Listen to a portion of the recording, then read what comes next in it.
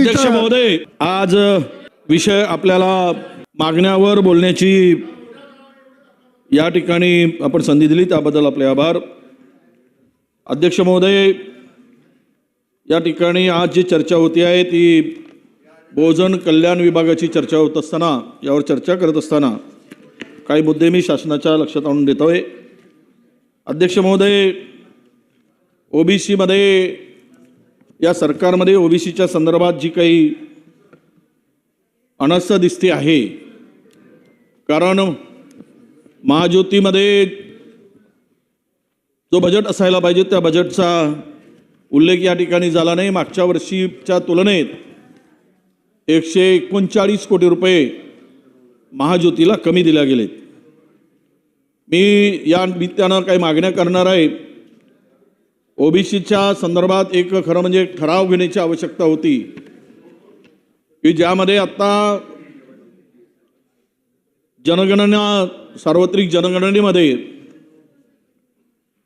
त्यामध्ये ओबीसीचा रकानाच नाही। अध्यक्ष महोदय, जर ओबीसीची संख्याच करणार नाही, ओबीसीची जनगणना होणार नसेल तर ओबीसीच्या लोकसंख्येप्रमाणे त्यांना त्यांचा हिस्सा वाटा कसा मिळेल? आणि त्यासाठी राज्य सरकारने या जनगणनेमध्ये ओबीसीचा हा रकाना असला पाहिजे अशी शिफारस पत्र माननीय मुख्यमंत्र्यांनी केंद्र सरकारला माननीय पंतप्रधानांना दिलं पाहिजे आणि त्यामध्ये स्वतंत्र रकाना हा स्वतंत्र कॉलम ओबीसी साठी असला पाहिजे। अध्यक्ष महोदय, विलासराव देशमुख साहेबांनी, स्वर्गीय विलासराव देशमुख साहेब मुख्यमंत्री असताना ओबीसीना 50% स्कॉलरशिप जवळपास त्यावेळेस 250 कोर्सेससाठी सुरू झाली होती। आम्ही त्यामध्ये काही वाढ केली आणि 450 पर्यंत आम्ही ती वाढ घेऊन गेलो होतो। माझी विनंती आहे की जर ओबीसीचं डीएनए म्हणून माननीय मुख्यमंत्री त्यांच्या पक्षाचं सांगत असतील तर 100% स्कॉलरशिप ओबीसीला मिळाली पाहिजे। जे 50% जे मिळते आहे ती स्कॉलरशिप 100% मिळावी अशी मी मागणी या निमित्तानं करतोय। अध्यक्ष महोदय, 50%चा आम्ही घेतला, आता 100%चा तुम्ही घेतला पाहिजे। आणि यासाठी अध्यक्ष महोदय, ओबीसीच्या विद्यार्थ्यांना आता आपल्याला माहित आहे अध्यक्ष महोदय की 4600 कोटी रुपयाची जरी तरतूद दाखवली असली तरी किमान 10,000 कोटी रुपये या ओबीसी साठी जर असते तर अनेक योजना ओबीसी विभागांना आपल्याला देता आल्या असत्या। पीएचडीच्या विद्यार्थ्यांना गेल्या 8 महिन्यापासून स्कॉलरशिप नाही मिळत आहे, स्टायपंड मिळत नाही आहे। हे ओबीसीच्या विद्यार्थ्यांना मागणी करूनही वारंवार जे ऑनलाईन प्रशिक्षण सुरू आहे हे काम जो कृणाल सिरसाट नावाचा व्यक्ती करतोय बिना निविदेनं। हा कोण कृणाल सिरसाट आहे की ज्यांच्यावर आशीर्वाद आहे? गेल्या हे 3 वर्षामध्ये 500 कोटी रुपयाचा खर्च होऊन यामध्ये ही सेक्टर स्किल काउन्सिलिंग संस्था जी आहे या संस्थेला सरसकट काम दिलं जात आहे। कोरोना काळामध्ये ऑनलाईन प्रशिक्षणाची गरज होती, पण आता त्याची गरज नसताना सर्व विद्यार्थ्यांची एकमुखी मागणी असताना त्यामध्ये ऑनलाईन प्रशिक्षण देण्याचं काम या ओबीसी विभागामध्ये केलं जात आहे। याचं उत्तर आणि त्यावर मार्ग माननीय मंत्री महोदयांनी या ठिकाणी दिलं पाहिजे। पीएचडी विद्यार्थ्यांचे 126 कोटी रुपये 9 महिन्यापासून थकीत आहेत।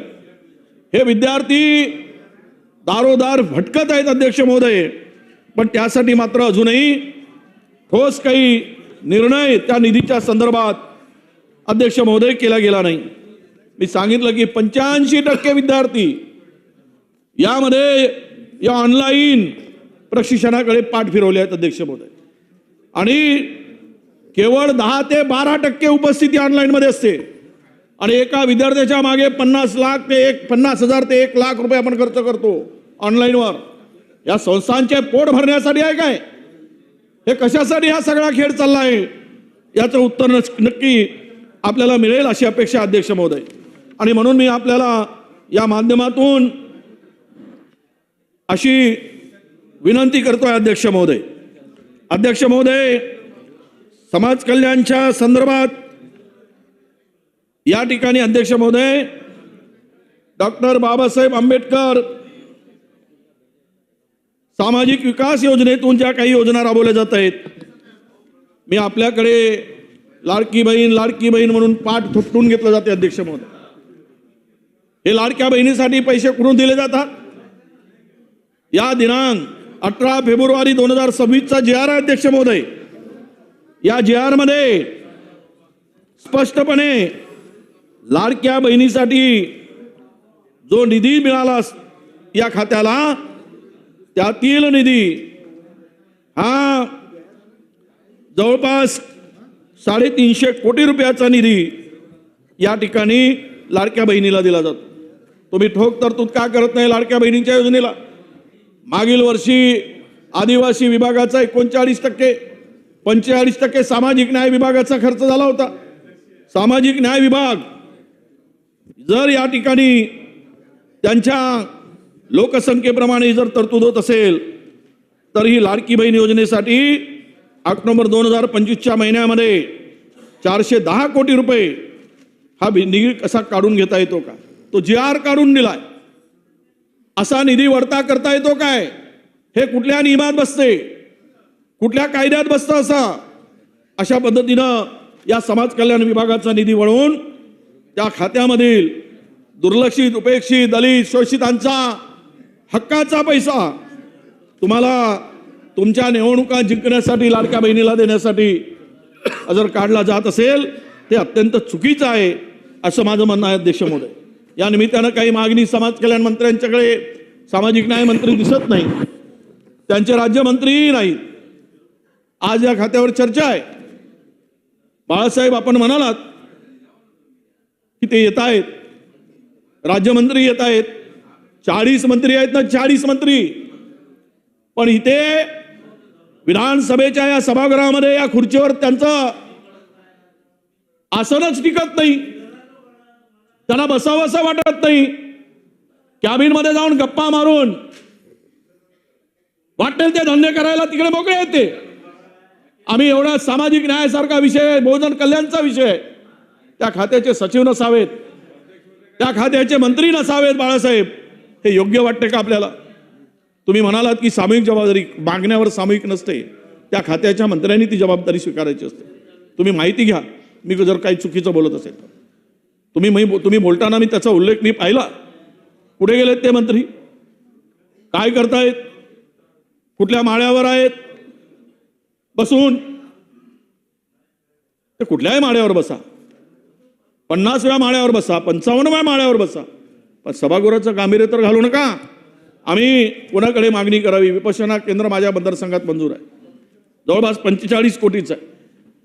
पैसे काम सुरू झालंय, त्याला पैसे दिले जात नाही, अर्धवट काम पडू नये म्हणून यासाठी 25 कोटी रुपये जे काही मंजूर केले होते त्यातील 5 कोटी रुपये अद्याप मिळाले नाहीत. म्हणून उर्वरित निधी यासाठी आम्हाला मिळाला पाहिजे. त्याची नोंद असेल तर कोणीतरी घ्या, नाहीतर कोणाकडेच. ओ मंत्री महोदय लांडे साहेब, जरा ओ ताई, ठाकूरताई, आपला आवाज जरा आमचा ऐकून घेऊ द्या, आमचं ऐकून घेऊ द्या. मंत्री महोदय, सामाजिक न्याय विभाग या संदर्भात काय गंभीर तक्रारी आहेत या सामाजिक न्याय विभागाच्या? इतक्या गंभीर तक्रारी. कोण आहे हा OSD सिद्धार्थ भंडारे नावाचा? कोणी जाऊ दे,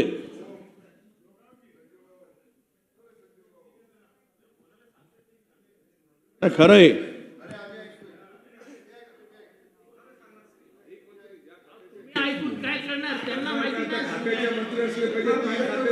नाही यार, हे असं काही बरोबर नाही. म्हणजे तुम्हीच सांगा अध्यक्ष महोदय, तुम्ही प्रदीर्घ तुमचा दीर्घ असा अनुभव आहे, दीर्घ अनुभव आहे. तुम्हीच सांगा, तुम्हीच न्याय द्या. त्या आसनावर बसून तुमच्याकडून न्यायाची अपेक्षा आम्ही करतोय. आम्ही तास 2 तास 4 तास तयारी करायची. तुमचा धाक आहे का? तुमचे विषयच नाही. ओबीसी मंत्री कुठे आहे? चालू आहे म्हणजे वरच्या सभागृहामध्ये. अरे मला सांगा, सन्माननीय वडेट्टीवार साहेब, सभागृहामध्ये लक्षवेधी सुरू आहे. लक्षवेधी सुरू असताना मी माझा रिप्लाय देऊन खाली आलो. सन्माननीय उदय सामंत साहेब, सन्माननीय सावे साहेब परिषद सभागृहामध्ये आहेत, त्यांची लक्षवेधी संपली की ते येत आहेत ना. पण न्याय ना लिहून घेतील. सन्माननीय अध्यक्ष महोदय, आम्ही आहोत ना इथं. 4 कॅबिनेट मंत्री बसून आहेत. सुरू ठेवा तुमचं. विजय भाऊ, तुमचं सुरू ठेवा, लिहून कोणी ऐकायला तयार नाही. आहेत ना 5 मंत्री आहेत. काय तुम्हाला सिरियसनेस आहे का? फक्त चालवायचं रात्री 2 वाजतापर्यंत. विजय भाऊ चालू ठेवा तुमचं, सुरू ठेवा. विजयभाई चालू म्हणजे चालवण्यासाठी चालवायचं आहे का अध्यक्ष महोदय? नाही, आहेत ना बाकीचे मंत्री लिहित हो, बाकीच्याशी काय संबंध आला? त्यांचा खाता घेते. ते लिहून घेतील. अध्यक्ष महोदय, 1 मिनिट. मी आपल्याला पुन्हा नम्रपणे विनंती करतो. त्या आपण पीठासीन अधिकारी म्हणून तिथे पीठासीन अध्यक्ष म्हणून बसला. अध्यक्ष महोदयाचा अवमान आहे. वा स्पष्टपणे अध्यक्ष महोदयांनी त्यांचा अवमान आहे, त्यांच्या खुर्चीचा अवमान आहे, या सार्वभौम सभागृहाचा अवमान आहे. हे जरा लक्षात घ्या गांभीर्य. त्यांच्या कॅबिनमध्ये राजे बैठक होऊन तुमच्या संसदीय कामकाज मंत्र्यांना, मुख्यमंत्री महोदयांना सांगितलं गेलं की त्या खात्याचे मंत्री त्या ठिकाणी उपस्थित राहा, सचिव उपस्थित राहिले पाहिजेत, नाहीतर आम्हाला सचिवावर कारवाई करावी लागेल. तिथून सांगून आदेश देऊन मग तुमच्या सूचनांना, तुमच्या आदेशांना, तुमच्या तिथून बसून देणाऱ्या निर्णयाला काय महत्त्व राहणार आहे अध्यक्ष महोदय? या सभागृहाचं काही गांभीर्य आहे की नाही? तुमच्या पदाला काही गरिमा आहे की नाही? त्या पदाची गरिमा घालवायला लागलेत, त्या पदाचा डिग्निटी घालवायला लागलेत. नाही, हे योग्य आहे का? योग्य वाटतं का? एकदा तुम्हीच निर्णय घ्या अध्यक्ष महोदय. सन्मान्य अध्यक्ष महोदयांच्या निर्देश दिलेल्यांचा सरकारला पूर्ण आदर आहे. याच्यामध्ये आता गृहनिर्माण विभाग आहे, मी प्रभारी मंत्री आहे, मी इथं आहे. पर्यटन विभाग माझ्याकडे आहे, मी या ठिकाणी आहे. नगरविकास विभाग प्रभारी मंत्री उदय सामंत साहेब आहेत, त्यांच्या लक्षवेधी सुरू आहेत. त्या लक्षवेधी संपले की ते खाली येत आहेत. इतर मागास बहुजन कल्याण विभाग सावे साहेबांच्याकडे आहेत, त्यांची 6 नंबरला लक्षवेधी परिषदेमध्ये आहे, ते लक्षवेधी करून खाली येत आहेत. आम्ही या ठिकाणी आहोत ना. आणि शेवटी सन्मान्य अध्यक्ष महोदय, आम्ही 5 कॅबिनेट मंत्री इथं मुद्दे लिहून घेतो आहे. आपल्याला समाधानकारक उत्तर, निश्चितपणे उत्तर देताना सन्मान्य अध्यक्ष महाराज शासनाकडनं आम्ही देऊ. आणि आपल्या निर्देशाचा आम्हाला पूर्ण आदर आहे. आपण जे निर्देश दिलेत त्याचं निश्चितपणे शासन पालन करेल. साहेब चालू ठेवा. मी हक्कभंग देतोय. अध्यक्षांच्या आदेशाची अवमानना केली म्हणून त्यावर मी हक्कभंग देतोय. थांबा, तुम्ही काय गंमत घेऊन राहिले काय? गंमत आणि टवाळकी चालली काय या ठिकाणी? होत नाही होत. कातोरे साहेब, तुम्ही सुद्धा बोलणार आहात. कुठे किमान आम्ही ज्या विभागाचा वर चर्चा करतो योग्य नाही असं. अशी इतकी अनास्था नको. बाकीच्या गोष्टी ठीक आहे.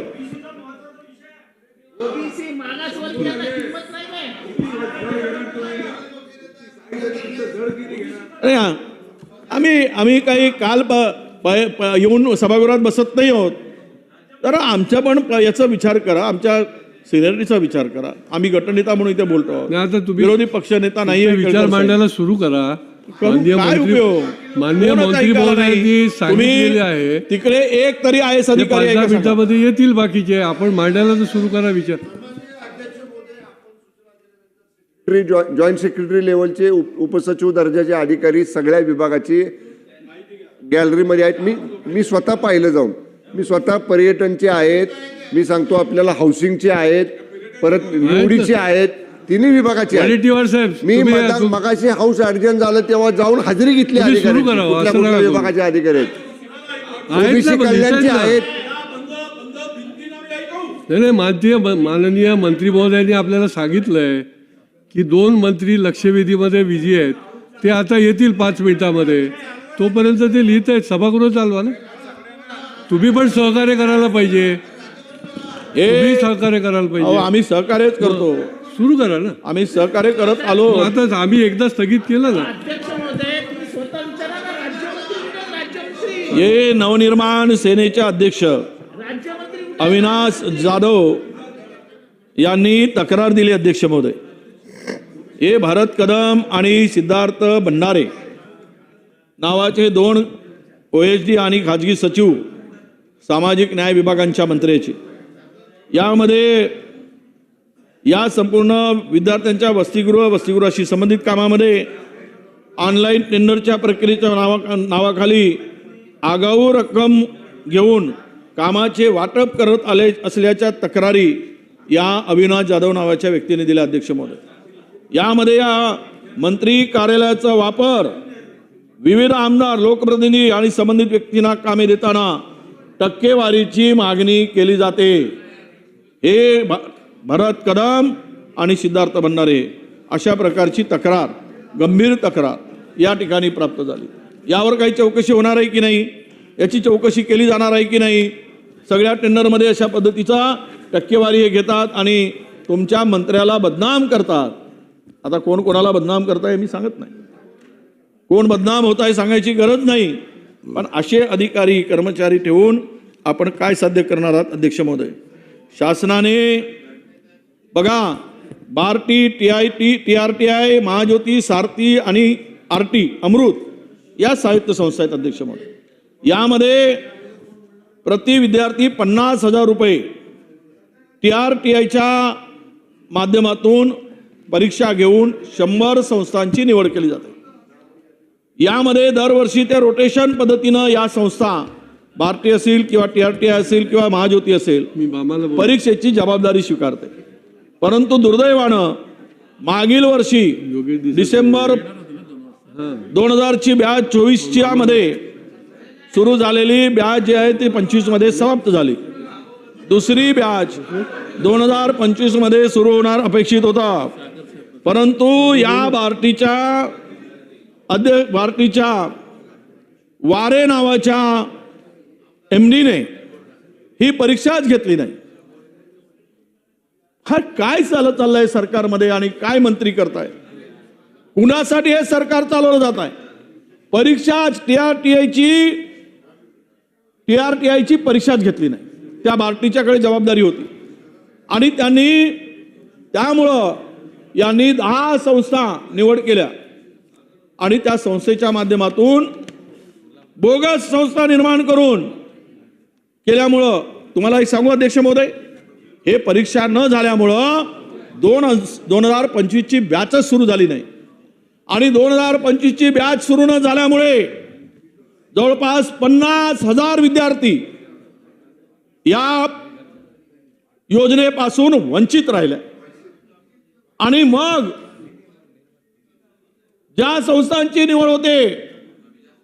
निवड केली जाते, गुणवत्ता नसणाऱ्या या ज्या काही प्रशिक्षण संस्था आहेत, हे विद्यार्थ्यांना आमिष दाखवून गुणवत्ता नसलेली संस्था याकडे मुलं जातात आणि नुकसान होऊन जातं. म्हणून यामध्ये हे वारे नावाच्या अधिकाऱ्यांनी नियम असून ही परीक्षा का घेतली नाही तर या वारेला निलंबित केलं पाहिजेत, त्याच्यावर कारवाई केली पाहिजेत अशी आमची मागणी या निमित्तानं अध्यक्ष महोदय आहे. याचं उत्तर सुद्धा माननीय मंत्री महोदयांनी दिलं पाहिजेत. किती गंभीर प्रकार आहे. काल आमचे गोपीचंदजी पडळकरांनी विषय काढला आरक्षणाच्या संदर्भात. जेवढ्या जागा आमच्या वाट्याच्या ते सगळे ओपन मध्ये टाकले. अरे पाप भोगाल कुठे ओबीसीवर एवढा अन्याय करून. हा दुर्लक्षित उपेक्षित समाज याच्या वाट्याचं घेऊन जात आहे, हे तुम्हाला योग्य वाटतं का? याचंही उत्तर अध्यक्ष महोदय आम्हाला मिळालं पाहिजे, अशी आमची अपेक्षा. अध्यक्ष महोदय, मी या निमित्तानं विनंती करतोय, मागणी करतोय की आपण ज्या सर्व संस्थांना, ताटी बाटी महाज्योती या सगळ्यांना समान निधीचं वाटपाचं सूत्र स्वीकारलं होतं, हे अत्यंत चुकीचं आहे. मी मुख्यमंत्री महोदयांना विनंती करतोय आणि त्या मंत्री महोदयांना पण इथे नाही, त्यांच्या खुर्चीला विनंती करतोय. थोडी आम्हाला लाज वाटते म्हणून त्या खुर्चीलाच विनंती करतो. त्यांना लाज वाटो की असंसाधिक नाही आहे, लाज वगैरे, हां संसदीय आहे, लाज वगैरे संसदीय आहे म्हणून वापर केला मी ते. अध्यक्ष महोदय, ज्या समाजाची ओबीसीसाठी महाज्योती ही चालवली जाते, ओबीसीची संख्या 50% आसपास, आणि त्यांच्यासाठी सुद्धा 300 कोटी, आणि जे 7% 11% सगळ्यांना समान वाटप, हे सूत्र कसं काय होऊ शकेल? तुम्ही त्यांना किती वाढवून देताय कोणाला आमचं म्हणणं नाही, पण लोकसंख्येनुसार त्या संस्थेला 52%च्या संख्येला तेवढा निधी देण्याची आवश्यकता आहे. आणि एकीकडे मग तुम्ही बसलात खुर्चीवर ओबीसीच्या भरोशा, एवढी तरी थोडाशी ठेवा. डॉक्टर साहेब, थोडं सांगा तुम्ही, आम्हालाही मिळाला पाहिजे तो अधिकार, पण ते दुर्दैवानं हे मिळत नाही. हे या ठिकाणी आम्हाला अध्यक्ष महोदय नमूद करावं लागतं. हे आमचं दुर्दैव असं मी मानतो अध्यक्ष महोदय. यानंतर नगरविकास खात्याच्या संदर्भात इथे चर्चा होत आहे. या ठिकाणी मागील माझ्या मतदारसंघामध्ये एक सांस्कृतिक भवन बांधलं जात आहे. सन्माननीय तुपे साहेब, जागेवरती बसा. आणि त्यामध्ये त्याला अर्धवट काम झालेलं आहे. उर्वरित कामासाठी 8 कोटी रुपये लागत आहेत ठोक तर नगरविकासमध्ये. नाही आपण सांस्कृतिक भवनच म्हणून ठोक तरतुदीतून मंजूर केले. हां, नगरविकास विभाग, सामाजिक नाही, नगरविकासच विभाग म्हणतो, त्यांनीच दिलेले पैसे आहे. 7 कोटी मिळालेत, 8 कोटी रुपये 2 वर्षापासून मिळत नाही. स्ट्रक्चर उभा आहे, त्यामुळे विनंती आहे की ते पैसे आम्हाला मिळतील. याबरोबरच शहरातील स्वच्छतेसाठी आता फार मोठी अडचण शहराच्या विकासासाठी निर्माण झाली आहे. जे केंद्र सरकारकडून पैसे येत होते ते मिळत नाही, आणि यामध्ये बड्या मोठ्या अडचणी स्वच्छतेच्या निर्माण झालेल्या आहेत. यावर सरकारने लक्ष घालण्याची आवश्यकता आहे. अध्यक्ष, माझं मत आहे.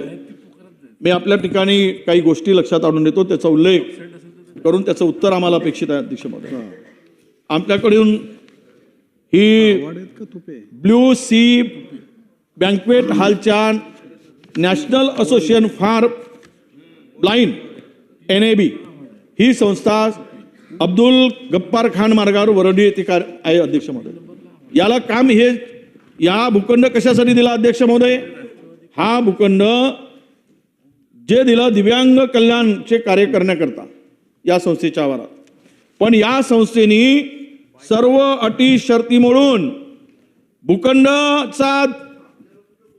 जो आहे त्याचा श्रीखंड करून टाकला. अटी शर्तीचा भंग करून या national association for blind NAB या संस्थेच्या ट्रस्टीनी ब्ल्यू सी बँकेट हॉलला काही भाग हस्तांतरित केला आहे. ब्ल्यू सी बँकेट हॉल हा संस्थेमार्फत क्लाउड किचन आणि बँकेट हॉल चालवलं जातं. यामध्ये सर्व नियमबाह्य आहे, कुणाचीच परवानगी नाही. हे ज्या पर्पजसाठी दिलंय त्यासाठी उपयोग होत नाही. ही संस्था यातून करोडो रुपये मिळवते, आणि दुर्दैवानं सांगतो या वापर कारवाई का करत नाही? कारण अधिकाऱ्यांचे 1213 पार्ट्या या हॉलमध्ये होतात. त्यामुळे IAS अधिकारी जाऊन आपले काम करून घेतात, महानगरपालिकेचे अधिकारी जाऊन पार्ट्या करून घेतात. अरे, ज्या दिव्यांग व्यक्तीसाठी हा भूखंड दिलाय त्याचा वापर जर होत नसेल आणि तो धंदा करायसाठी होत असेल तर त्या ठिकाणी कारवाई होण्याची आवश्यकता आहे. अध्यक्ष महोदय, मी लक्षवेधी दिली आहे, यावर सविस्तर काही आता प्रश्नोत्तर होणार नाही, पण आपल्या लक्षात देऊन टाकतोय. अध्यक्ष महोदय, आज म्हाडाच्या 121 कोटीची म्हाडा गृहनिर्माण कोटीची फसवणूक मुंबईतील 10 बड्या बिल्डरवर गुन्हा दाखल झाला. अध्यक्ष महोदय, वर्ली सीपीसी वो बंद केला पाहिजे अध्यक्ष महोदय, तुम्ही नोंद घ्या. अरे दिव्यांगासाठी हा भूखंड दिला, त्यासाठी तिथे काही करायला पाहिजेत. हा धंदे करायला लागलेत, भूखंडाचा वापर कमर्शियल करायला लागले आणि आपण सगळे मुंह गिळून गप्प असतो. पार्किंगचा प्रॉब्लेम आहे, रस्ते जाम होतात, रस्त्यावर पार्किंग करतात. हे सगळं जर पाहिलं तर याच्यावर कारवाई झाली पाहिजे अध्यक्ष महोदय. म्हाडाची 121 कोटीची फसवणूक केल्या संदर्भात हे mister 9M infrastructure, Nakhwa and Jasol, Pradeep Gora Gandhi, MJK builders, Almad builders, messrs Vardhaman, messrs Uditi, Sanghvi premises private limited, RR builders, Krishna Hari Chapsi, Hare Krishna चापसी यांच्यावर गुन्हे दाखल झाले. हे कासाठी झाले? 121 कोटीची फसवणूक केली. फसवणूक कशासाठी केली, हे कोणाची केली अध्यक्ष महोदय? या योजनेतील घर मिळेपर्यंत तात्पुरत्या स्वरूपात निवारा मिळावा म्हणून जे शिबिरं दिली जातात त्याचे भाडे विकासकावर बंधनकारक आहे, 100% बंधनकारक आहे. हे भाडे सरकारी तिजोरीवर डल्ला मारणाऱ्या विकासकामुळे सर्वसामान्यांच्या घरावर याचा परिणाम झाला आहे. ते भाडे थकीत आहेत आणि त्यामुळे सर्व महानगरपालिका, म्हाडा हे सर्व मिळून या बिल्डरच्या पाठीमागे उभे राहतात आणि हे बिल्डर महाराष्ट्राला चुना लावत असतात, सरकारच्या तिजोरीला चुना लावतात. म्हणून यावर ही कारवाई होण्याची आवश्यकता आहे अध्यक्ष महोदय, अशी माझी विनंती आहे. अध्यक्ष महोदय, महाराष्ट्र स्वच्छ अभियानाला भ्रष्टाचाराची किती वाढवी लागावी? 12,409 कोटीचा बायोमायनिंग घोटाळा झाला अध्यक्ष महोदय. बायोमायनिंग घोटाळा हे राजे मंत्री महोदयांना माहीतच नाही आहे. अंधारात ठेवून हे गांभीर्यानं घ्या. फार सिरियसली सांगतो मी आपल्याला. हे स्वच्छ महाराष्ट्र अभियान 2.0 अंतर्गत यामध्ये कचऱ्याचे निगारे प्रत्यक्षात किती आहेत, किती जास्त पटीनं दाखवून काम केलं आहे, हे काम करणारे कोण आहेत, बनावट DPR कसा तयार केलेला आहे, ट्रामेल मशीनवर फक्त प्राथमिक प्रक्रिया पूर्ण करून कामाची बिलं कशी लाटली आहेत, हे काम 30% करतात, 100% बिल काढली जात आहेत, कंत्राटदाराकडून 10 ते 20% कमिशन हे सर्व या ठिकाणी असलेले अधिकारी मिळून घेत आहेत, या निधीचं वाटप करून घेत आहेत.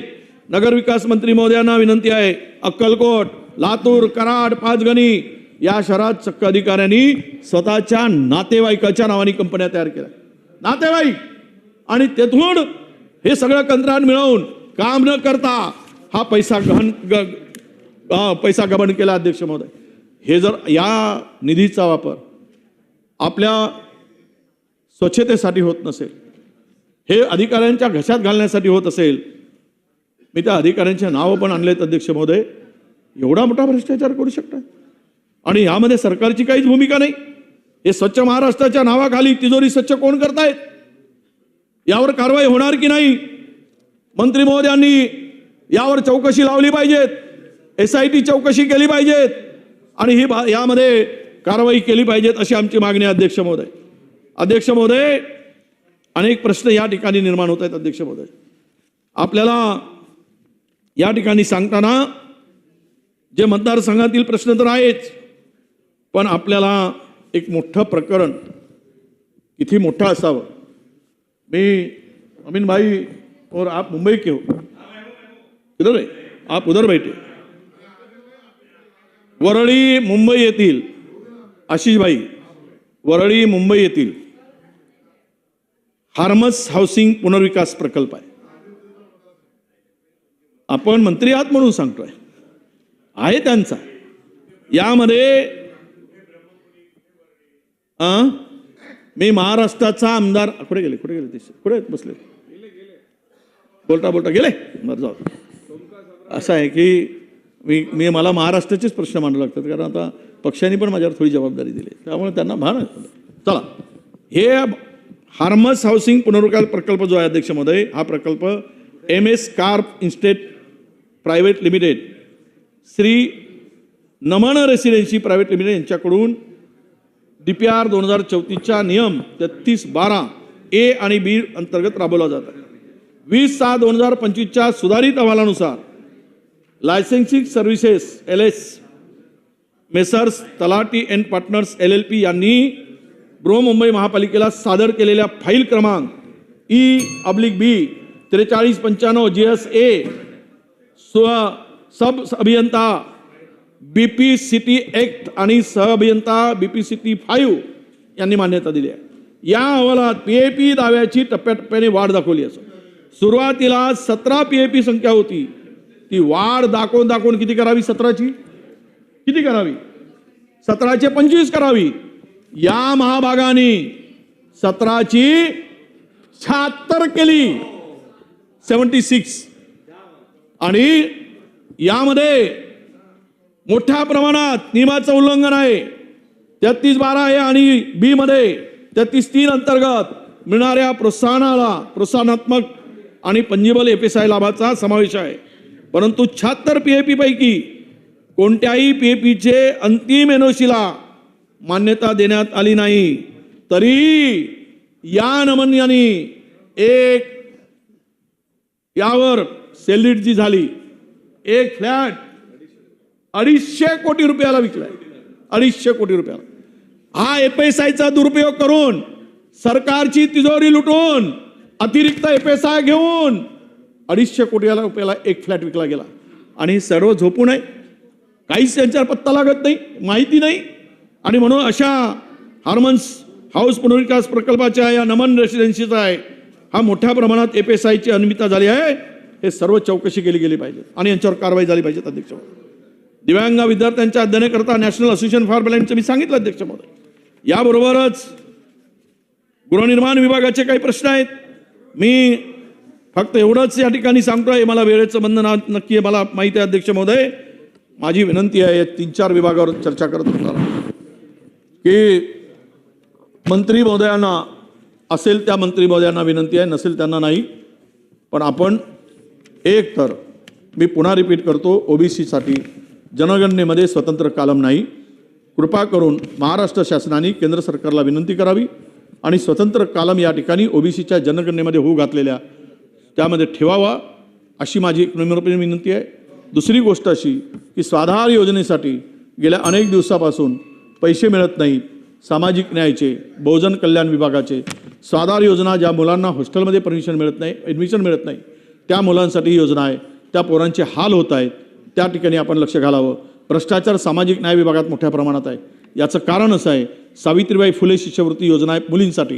गेल्या वर्षभरापासून BAMSच्या मुलींना स्कॉलरशिप मिळाली नाही. अधिकारी असेल तर नोट करा, हा पैसा कोणाच्या ठिकाणी जातो आहे, कोणाच्या खिशात चालला आहे, कोण न्याला लुटत आहे. त्या पोरांचं आयुष्य आता पोरींचं आयुष्य बर्बाद होत आहे. अनेक मुलं येऊन रडतात. अरे त्यांचे अश्रू तरी किमान पुसण्याचं काम करा. हे काम हाती घ्या, अशी आपल्याला नम्रपणे विनंती करतो. आपण संधी दिली त्याबद्दल आपले आभार मानतो आणि थांबतो. धन्यवाद.